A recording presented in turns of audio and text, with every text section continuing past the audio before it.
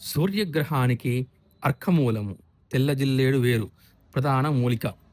పుష్యమి నక్షత్రం నాడు గాని, ఆదివారం నాడు గాని, పుష్యమి లేదా కృతికా నక్షత్రం ఉన్న రోజున గాని మూలికను తెచ్చి సూర్య స్తోత్రము, మంత్రమును జపించి, పూజించి, ఎర్రటి దారంతో కట్టి కుడి చేతికి ధరించడం వల్ల జాతికెంపు ధరించినంత సత్ఫలితం మనకు లభిస్తుంది.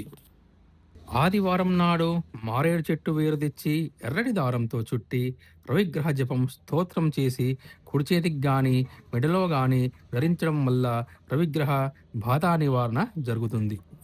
సూర్యగ్రహ దోష నివారణకు చేయవలసిన దానాలు. సూర్యుడు క్షత్రియ గ్రహం. క్షత్రియునకు దానాలు చేయడం వల్ల సత్ఫలితం కలుగుతుంది.